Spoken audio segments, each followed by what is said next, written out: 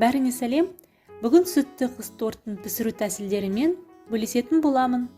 Егер осы ережелерді ұстансаңыздар, міндетті түрде тортыңыз керемет болып шығады. Алдымен духовканы 200 градусқа қосамыз, өйткені қамыр өте тез дайындалады. Содан кейін сары май, жұмыртқа, қойытылған сүтті бір ыдысқа салып, жақсылап араластырамыз.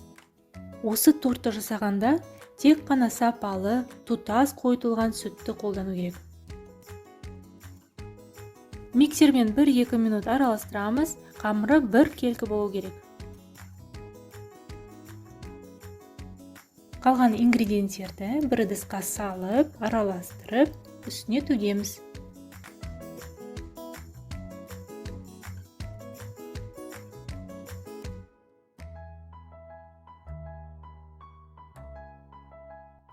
Кез келген пергамент қағазын қолдануға болады. Корждар жабыспайды, жақсы алынады. Әр қарай видеомда пісіру тәсілін көре аласыз. Алдын ала осындай 7 парақ қиып дайындап қоямыз. Шеңберлерді қағазға сызып қоюға болады. Немесе мен сияқты шеңберді газеттен қиып алып, әр парақ астына салып отыруға болады. Корждарды противенге сыйса, 2-2-ден де пісіруге болады. Әр коржға 2-2,5 қасық қамыр кетеді.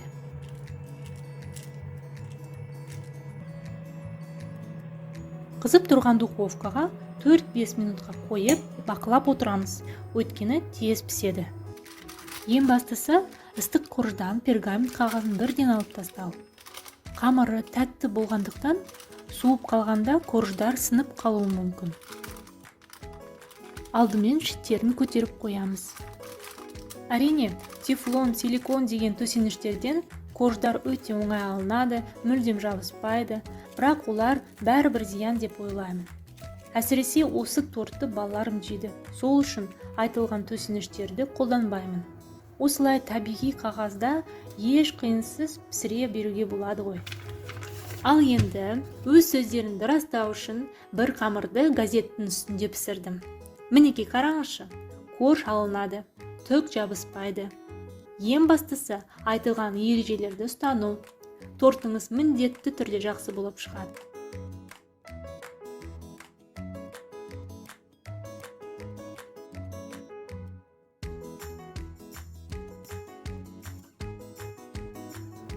Корждарды бір-біріне қоймаймыз, әйтпесе жабысып қалады.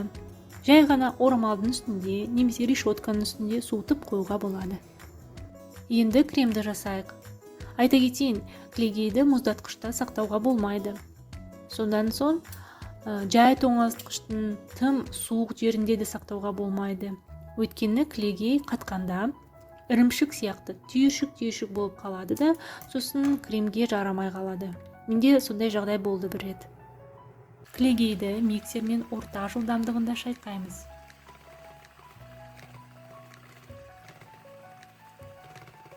Енді қоюланып жатқанда қант ұнтағын қосамыз.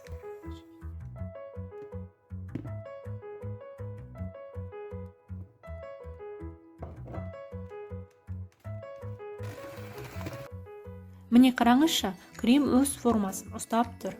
Демек, дайын деген сөз. Енді үстіне қамырдан қалған қойытылған сүтті қосамыз. Қасықпен бір келкі болғанша араластырамыз. Енді тортымызды жинаймыз. Алдымен коржды сүтпен жағып шығамыз. Содан кейін 2-3 үлкен қасық крем салып тегістейміз. Осылай бәрін жасап шығамыз.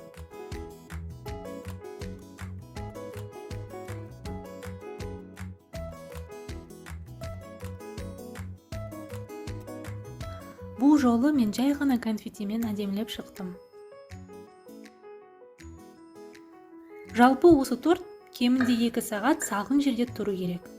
Крем онда сінеді, кішкене қатаяды. Бірақ осы жолы сонша уақыт күтуге балалардың шыдамдары жетпей, тортты бірден кесуге тура келді. Сонымен тортпен шай ішіп отырмыз. Сондай дәмді, нәзік болып шықты. Тіпті аузыңызға салсаңыз еріп кетеді.